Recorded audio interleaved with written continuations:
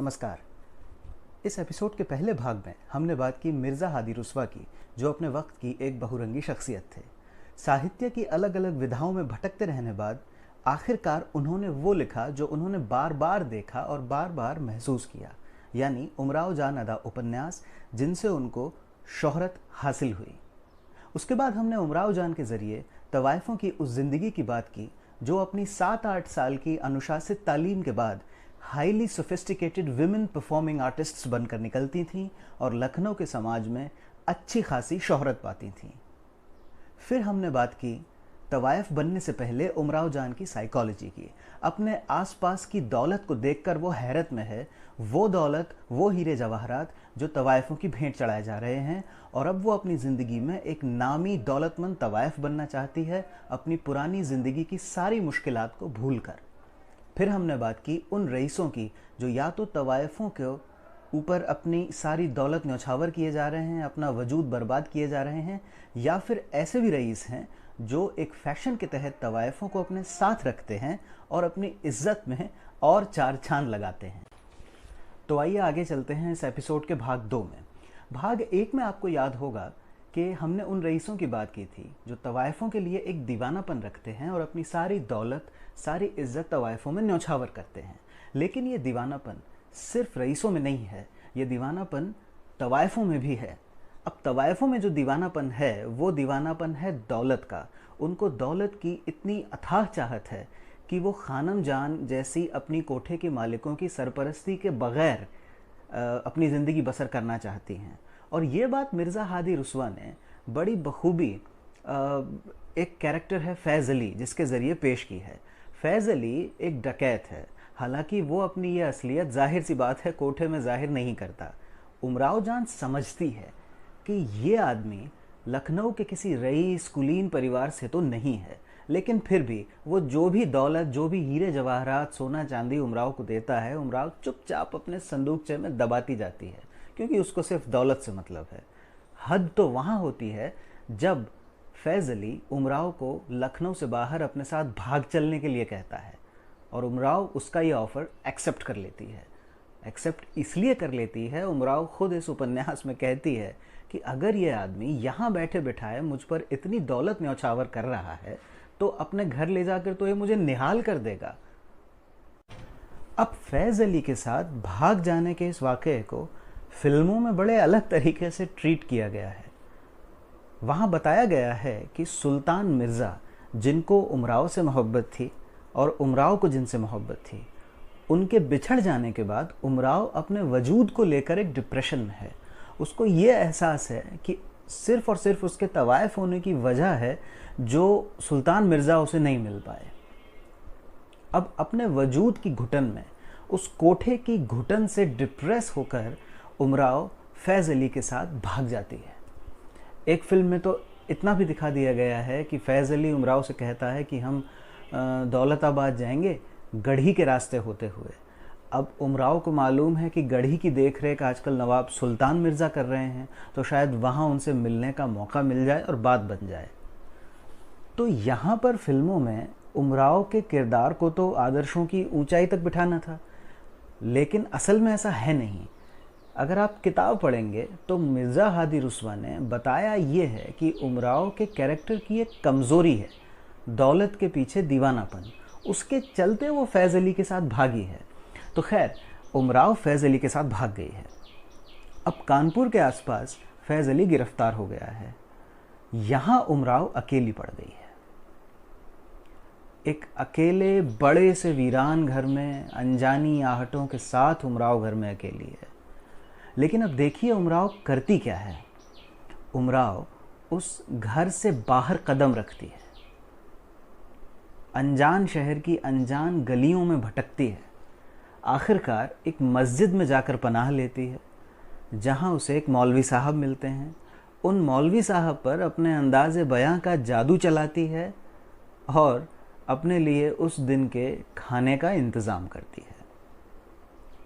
धीरे धीरे बात यहाँ तक पहुँचती है कि उमराव अपने लिए रहने का अलग इंतज़ाम करती है, अपने लिए कुछ म्यूज़िकल इंस्ट्रूमेंट्स का इंतज़ाम करती है, साजिंदों का यानी म्यूज़िकल इंस्ट्रूमेंट्स को प्ले करने वाले लोगों का इंतज़ाम करती है और धीरे धीरे उसके पास ग्राहक आने शुरू होते हैं जो उसकी शायरी से, उसके संगीत से, उसके नृत्य से बहुत बहुत मुतासिर होते हैं। और आखिरकार पूरे कानपुर में उमराव जान अदा का नाम मशहूर होता है।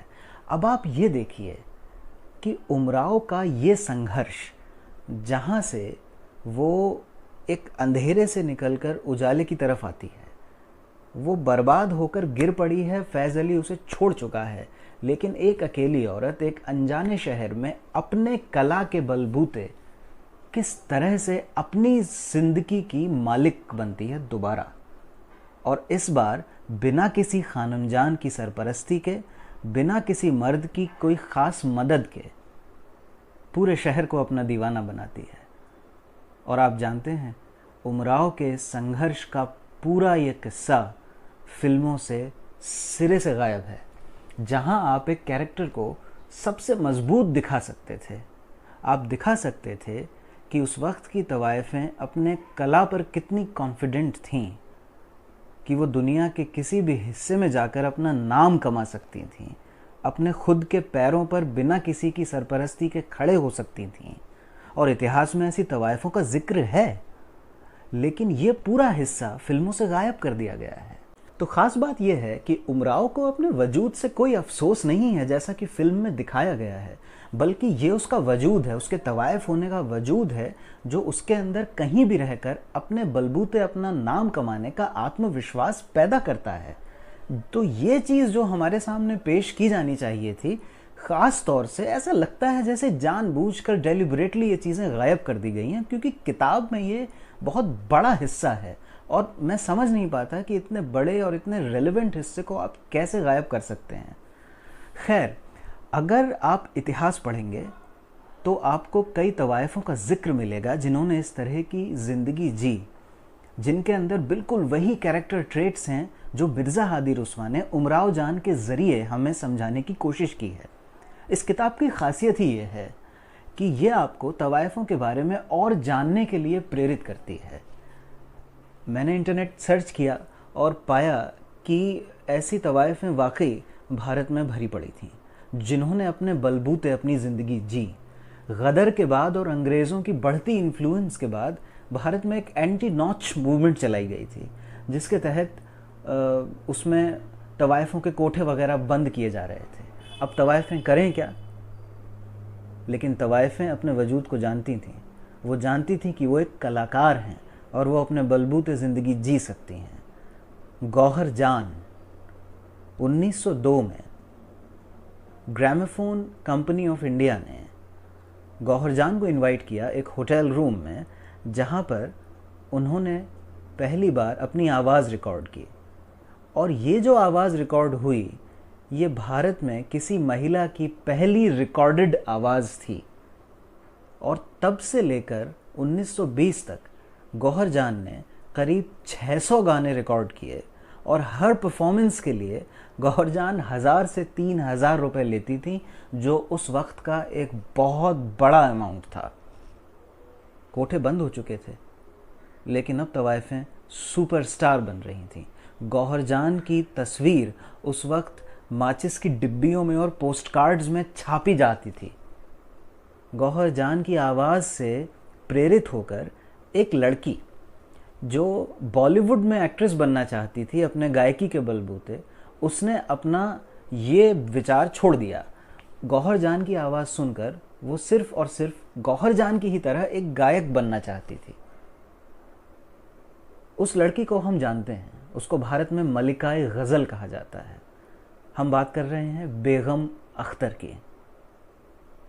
1930 के दशक में अपनी ज़िंदगी में एक वक्त तवाइफ जो रह चुकी थी, एक शख्सियत ऐसी भी है जिन्होंने अपना प्रोडक्शन हाउस खोला।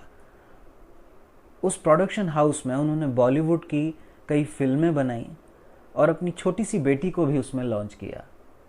हम बात कर रहे हैं जिस शख्सियत की, उसका नाम है जद्दन बाई, और ये जो उनकी छोटी सी बेटी है, इसका नाम है नरगिस।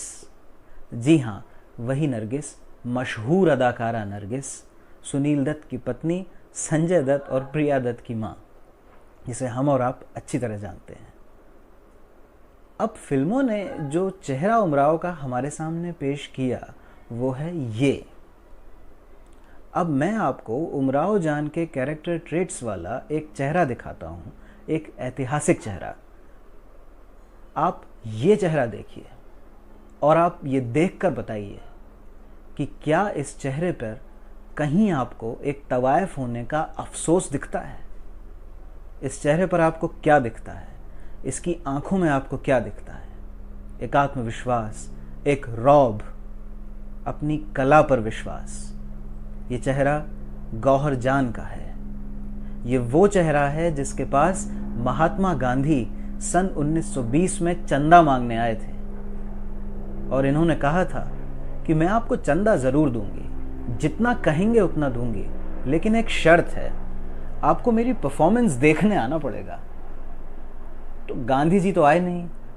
उन्होंने अपने पर्सनल सेक्रेटरी और उस वक्त के कांग्रेस के बड़े नेता शौकत अली को इनके पास भेजा। जब परफॉर्मेंस खत्म हो गई और शौकत अली गौहर जान के पास चंदा मांगने आए तो गौहर जान ने कहा, आपके गांधी जी तो बड़े सत्यवादी बनते हैं, लेकिन एक वचन नहीं निभा पाए, अब मैं आपको आधी रकम दूंगी। तो गौहर जान ने पूरे चंदे की जो रकम तय हुई थी उसकी आधी रकम देकर शौकत अली को वापस भेजा। ये वो चेहरा है जो कलकत्ता की चौड़ी सड़कों में शाम के वक्त 8 घोड़ों की बग्गी लेकर घूमता था।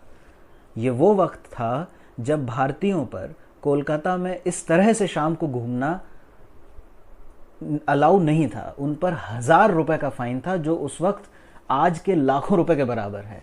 लेकिन गौहर जान रोज जानबूझकर उन्हीं सड़कों पर उन्हीं अफसरों के सामने अपनी 8 घोड़ों की बग्गी लेकर निकलती थीं और उनके रोकने से पहले खुद बग्गी से उतरकर उनको 1000 रुपए का फाइन रोज दिया करती थीं। ये थी तवायफ। अगले एपिसोड में फिर मिलेंगे एक ऐसी ही दिलकश किताब के साथ। अगर आपको ये एपिसोड अच्छा लगा हो तो चैनल को प्लीज़ सब्सक्राइब करें, लेकिन कहीं जाइएगा मत। मैं तो जा रहा हूँ, लेकिन आपको छोड़े जा रहा हूँ गौहर जान के साथ और उनकी आवाज़ के साथ। ये उन्हीं की आवाज़ में गाई हुई कजरी है। आखिर तक सुनिएगा, क्योंकि आखिर में गौहर जान अपनी आवाज़ में कहती सुनाई देंगी कि मेरा नाम गौहर जान है और मैंने कजरी गाई है। उस आवाज़ की रौब पर गौर कीजिएगा और सोचिएगा कि तवाइफें कौन थीं। गोरे गाल पर काला बदन हुआ, गोरे गाल पर काला बदन, अरे ऋषि है तोर सजना रे, अरे ऋषि है तोर सजना रे, से सावन के महीनवा में गोदारे गोरे। अरे सुइया चुभी जब करकी कलाई, सुइया चुभी अरे सुइया चुभी जब करकी कलाई, भूल गई हंसना रे गोरिया सावन के महीनवा में गोदाले गोदना। अरे गोरिया सावन के महीनवा में गोदाले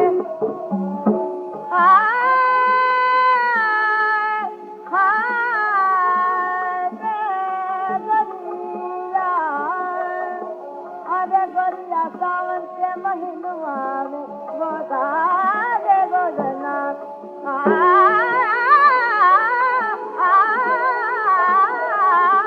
गोरिया सावन के महीनवा में गोदाले गोदना। अरे गोरिया सावन के महीनवा में गोदाले गोदना। गोरिया सावन के महीनवा में गोदाले गोदना। मेरा नाम गौहर जान है, मैंने कजरी गाई है।